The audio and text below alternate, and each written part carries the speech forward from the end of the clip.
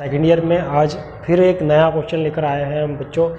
और वो नया क्वेश्चन इस मथुरा है बच्चों, इसी मथुरा से भगवान विष्णु की मूर्ति प्राप्त हुई है। भगवान विष्णु की मूर्ति, अब जहाँ मूर्ति भगवान विष्णु की मूर्ति होगी तो मंदिर भी यहाँ पर होंगे बच्चों। भगवान विष्णु का मंदिर यहाँ पर था मथुरा के अंदर। मथुरा में जैनियों के मंदिर भी मिलता है। यहाँ मथुरा में एक चीज़ हमने मथुरा में नोट की। अब हम मथुरा में पंचवर्षिणी वीरों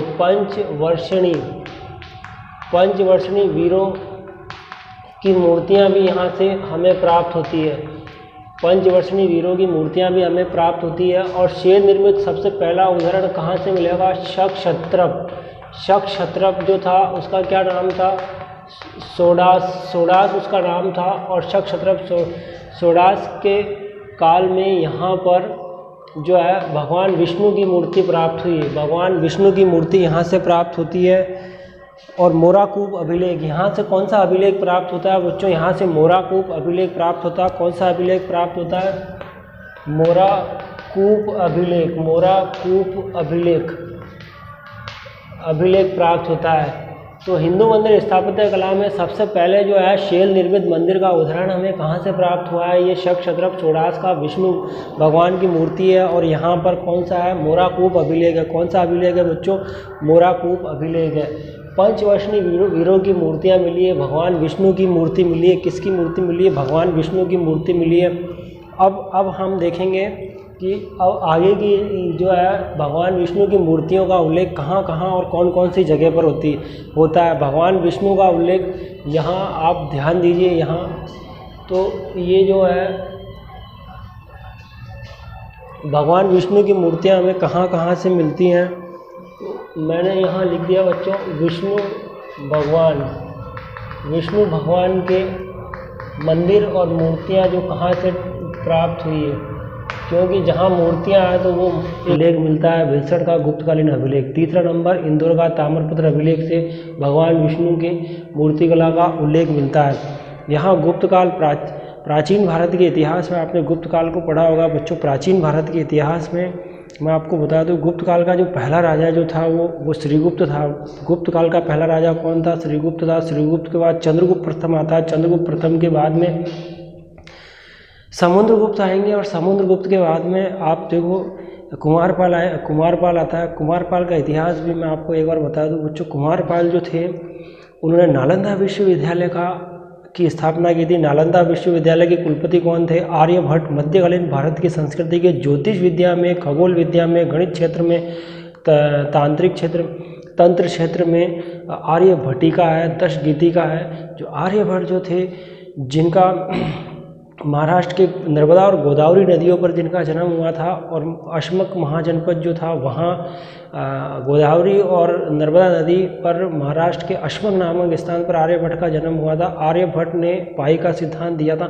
तो ऐसे जो आर्यभट्ट थे, हम कुमारपाल की बात कर रहे थे। कुमारपाल ने नालंदा विश्वविद्यालय की स्थापना की थी। किसकी स्थापना की थी बच्चों? नालंदा विश्वविद्यालय की स्थापना की थी। अब आपको ये बता दूं कि नालंदा विश्वविद्यालय जो था वो वहाँ एक बहुत विशाल लाइब्रेरी थी। और उस विशाल लाइब्रेरी में एक बहुत बड़ी विशाल लाइब्रेरी का नाम क्या था? धर्म यज्ञ नाम था। धर्म यज्ञ में पहला, दूसरा, तीसरा 3 भवन बनाए गए थे। पहला भवन कौन सा था? दूसरा भवन कौन सा था? तीसरा भवन कौन सा था?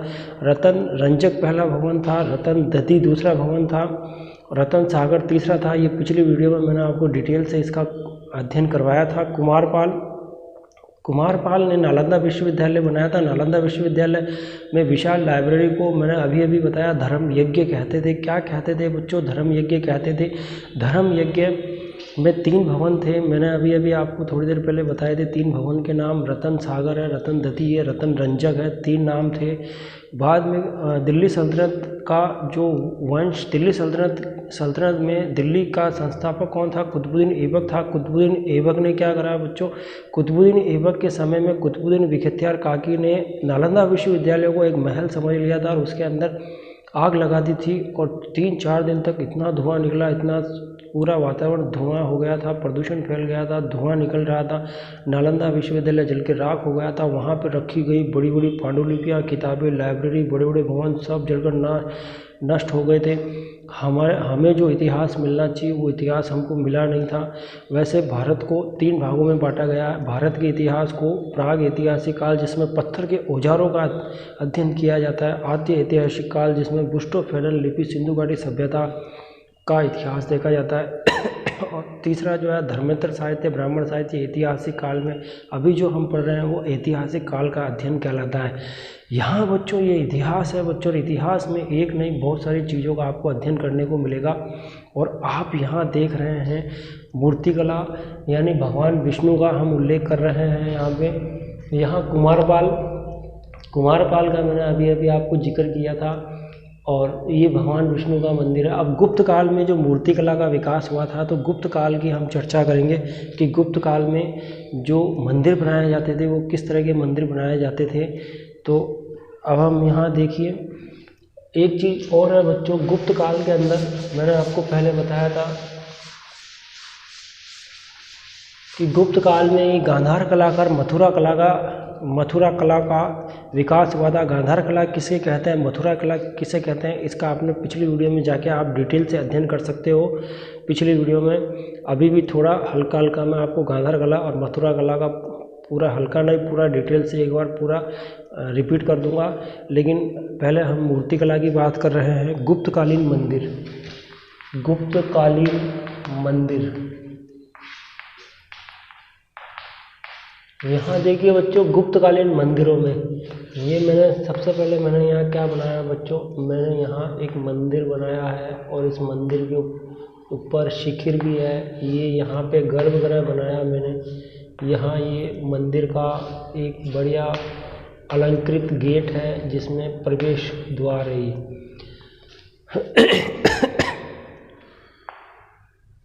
यहाँ ये यहाँ पे क्या है बच्चों, इसको शिखर कहते हैं, गुप्तकालीन मंदिर का शिखर है। गुप्त काल में एकमात्र ऐसा मंदिर, गुप्त काल में सबसे पहले जो शिखर वाला मंदिर का उदाहरण हमको कहाँ से प्राप्त होता है, गुप्त काल में शिखर वाले मंदिर का उदाहरण हमको कहाँ से प्राप्त होता है, तो दशा अवतार भगवान विष्णु के 10 अवतार थे। दशा अवतार का देवगढ़ का मंदिर, देवगढ़ का मंदिर है बच्चों। ये सबसे पहला जो है, अगर आप कॉन्सेप्ट पूछा जाए तो दशा अवतार का देवगढ़ का मंदिर सबसे फेमस माना जाता है। और ये यहाँ पे गुप्तकालीन मंदिरों में इसको गर्भगृह कहते हैं।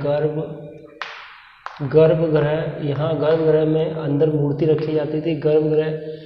गर्भगृह की जो ये दीवारें हैं बच्चों, इन दीवारों की अगर हम बात करें तो ये दीवारें कैसी होती थी, ये दीवारें ठोस होती थी। गर्भगृह की अगर हम बात करें यहाँ, तो इसकी छत जो थी वो बिल्कुल कैसे होती थी, सपाट होती थी। और अगर हम गर्भगृह के यहाँ जो ये प्रवेश द्वार है बच्चों, ये कौन सा द्वार है, ये प्रवेश द्वार है। इस प्रवेश द्वार पे 2 मूर्तियाँ होती थी, पहली मूर्ति और दूसरी मूर्ति। कितनी 2 मूर्तियाँ, गंगा और यमुना की मूर्तियाँ होती थी। यहाँ पे किसकी मूर्तियाँ होती थी, गंगा और यमुना की मूर्तियाँ कहाँ पे, प्रवेश द्वार पर रखी जाती थी। तो ये जो सिचुएशन है यहाँ पे जो ये आप देख रहे हो, ये पूरा ये गुप्तकालीन मंदिरों की विशेषता कहलाती है। इस गर्भगृह के बिल्कुल सामने क्या होता था बच्चों, मंडप होता था। इस गर्भगृह के बिल्कुल सामने क्या होता था, ये मंडप होता था। इस मंडप में जो वर्गाकार क्या है, ये वर्गाकार स्तंभ कहलाता है। ये उधर आपको दिखाई नहीं दे रहा है, यहाँ बनाते हैं इसको एक बार। यहाँ देखिए गर्भगृह के बिल्कुल सामने ये क्या है, मंडप है।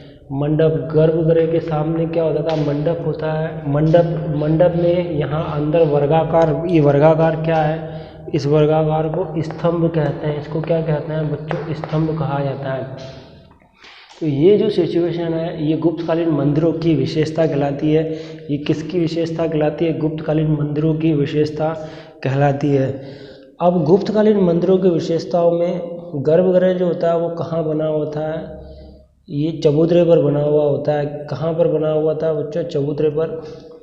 जो ये गर्भगृह बना है किस पर बना हुआ है, ये एक चबूतरे पर बना हुआ होता है, चबूतरा। यहाँ जो है इस तरफ चारों तरफ जाने के लिए कोई प्रदक्षिणा पथ नहीं होता है यहाँ पे।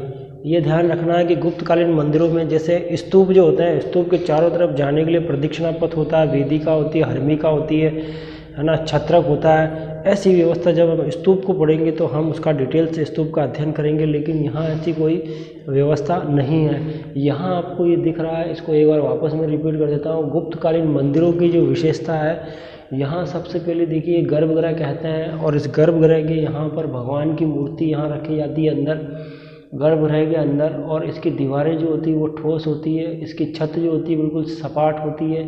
यहाँ बच्चों ये जो दिख रहा है आपको, ये शिखर कहलाता है। शिखर वाला एकमात्र जो शिखर वाला दशा अवतार का देवगढ़ मंदिर है। उसके अलावा भीतरी गांव का ईंटों का जो मंदिर बना हुआ उस पर भी शिखर है। और यहाँ पर गर्भगृह जो ये इसके गर्भगृह के बिल्कुल सामने एक मंडप होता है। मंडप के अंदर वर्गाकार आकृति में क्या होगा, यहाँ स्तंभ होता है। तो ये स्कंदगुप्त का भीतरी स्तंभ लेख और विल्सन का गुप्तकालीन अभिलेख, इंदौर का ताम्रपत्र अभिलेख और कुमारपाल के अभिलेखों से हमें भगवान विष्णु के मंदिरों की और वहाँ की मूर्तियों का उल्लेख हमें प्राप्त होता है। ये गुप्तकालीन मंदिर है बच्चों, ठीक है। और इसके आगे का हम इतिहास पढ़ेंगे कि गुप्तकालीन मंदिरों में मंदिर कौन कौन से हैं, कौन कौन से मंदिर हैं, और फिर हम मूर्तियाँ, कौन कौन सी मूर्तियाँ जो गांधार शैली में बनी है और जो मथुरा शैली में बनी हुई हैं उनका अध्ययन करेंगे। तो यहाँ मैं इसको मिटा देता हूँ बच्चों, और सबका ध्यान कहाँ रहेगा, बोर्ड के ऊपर।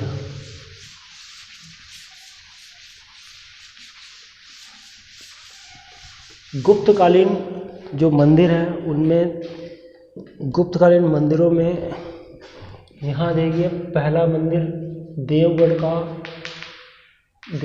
का दशा अवतार मंदिर। ये पहला मंदिर है, देवगढ़ का दशा अवतार मंदिर, ठीक है बच्चों, देवगढ़ का दशा अवतार मंदिर। फिर दूसरे नंबर का आता है एमपी में तिगुआ का। क्या कहते हैं, छत क्या होती है, सपाट होती है। छत कैसी होती है, छत जो थी वो बिल्कुल सपाट थी, छत के ऊपर कुछ नहीं था। गुप्तकालीन मंदिरों की जो ये सिचुएशन आप देख रहे हो बच्चों, जहाँ ये जो मैं आपको सिचुएशन बता रहा हूँ, यहाँ ये शिखर है, और शिखर वाला जो गुप्तकालीन मंदिर मिला वो देवगढ़ का दशावतार मंदिर है। भीतरी गांव का ईंटों का जो मंदिर बना हुआ, 2 मंदिर जो बने हुए हैं वो कौन से हैं, वो शिखर वाले मंदिर कहलाते हैं। तो ये जो सिचुएशन है, यहाँ पे गर्भगृह है, और यहाँ प्रवेश द्वार पर यहाँ पर एक मूर्ति यहाँ पर है और एक मूर्ति यहाँ पर है। गंगा और यमुना की मूर्तियाँ यहाँ पर स्वागत करती है मंदिर में। गंगा और यमुना की मूर्तियाँ जो है वो क्या करती है बच्चों, वो आपको अंदर जाने से पहले आपको गंगा की मूर्ति मिलेगी, आपको यमुना की मूर्ति मिलेगी, जिससे आप जो है मंदिर के अंदर आप प्रवेश कर सकते हैं। यहाँ पे अभी जो आप देख रहे हो, यहाँ किसी भी प्रकार का कोई भी यहाँ पे प्रदक्षिणा पथ नहीं है। गर्भगृह के चारों तरफ कोई प्रदक्षिणा पथ नहीं है। गर्भगृह के बिल्कुल सामने ये जो गर्भगृह इस गर्भगृह के बिल्कुल सामने यहाँ पर क्या है यहाँ एक मंडप है। यहाँ क्या है बच्चों, ये एक मंडप है, और मंडप के अंदर ये वर्गाकार आकृति के अंदर क्या बने हुए हैं, स्तंभ बने हुए हैं। कौन सी आकृति में, वर्गाकार आकृति में स्तंभ बना हुआ है। तो ये गुप्तकालीन मंदिरों की विशेषताएं हैं।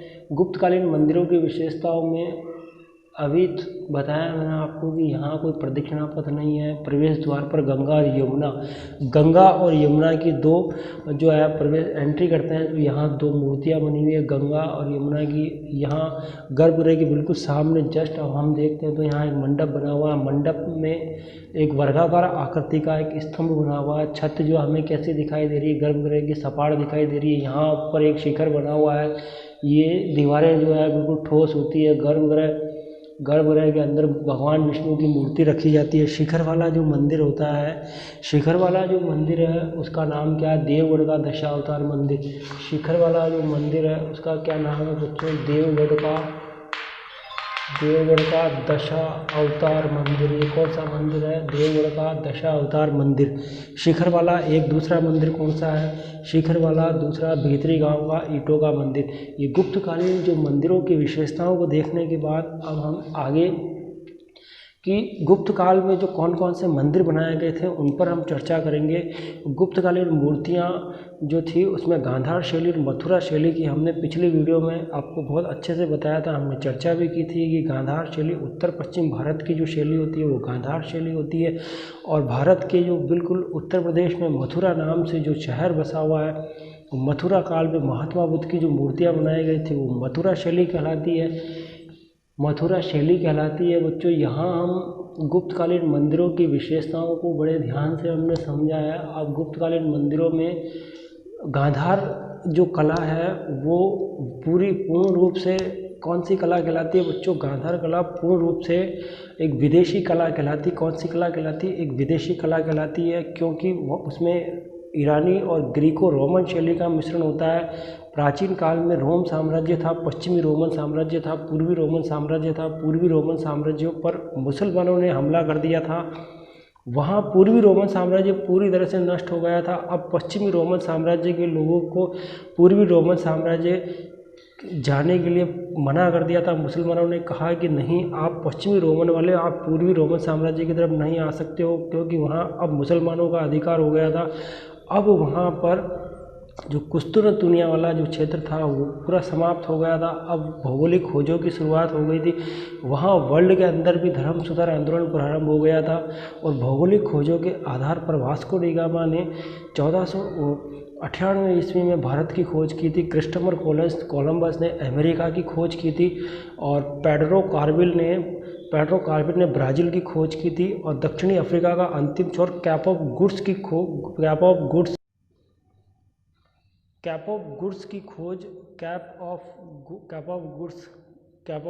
खोज बार्थोलोम्यू ने की थी। मैगलन जो था उसने पूरी पृथ्वी का चक्कर लगाया था। मैगलन ने किसका? पूरी पृथ्वी का चक्कर लगाया था। और अब और हम आगे डिस्कस करें तो भौगोलिक खोजें हुई थी, और इस तरह से जो पूरा संसार जो था वो धर्म सुधार मानव की दृष्टि से पहचाना गया था। यहाँ हम तो वो जो ग्रीको रोमन शैली थी उसी ग्रीको रोमन तड़क भड़क महात्मा बुद्ध के मूर्तियों में दिखाया गया था। महात्मा बुद्ध के घुंघराले बालों को दिखाया गया था। महात्मा बुद्ध का जो पीछे गोल प्रभा मंडल होता है उस प्रभा मंडल को अलंकृत बनाया बुद्ध की मूर्तियाँ बनी थी। महात्मा बुद्ध की मूर्तियाँ बनाई गई थी। ये गुप्तकालीन मंदिरों की ये विशेषताएं हम देख रहे हैं। अब गुप्तकालीन जो मूर्तियाँ बनी थी वो मूर्तियाँ कौन कौन सी थी उस पर हम चर्चा करेंगे कि गुप्तकालीन मंदिर कहाँ कहाँ बनाए गए थे। पहला मंदिर कहाँ पर बनाया गया था, दूसरा मंदिर कहाँ पर बनाया गया था, और तीसरा मंदिर कहाँ पर बनाया गया था। तो यहाँ देखिए, ये हम बात करेंगे सबसे पहला मंदिर देवगढ़ का दशावतार मंदिर कहलाता है। कौन सा मंदिर कहलाता है? देवगढ़ का दशा अवतार मंदिर।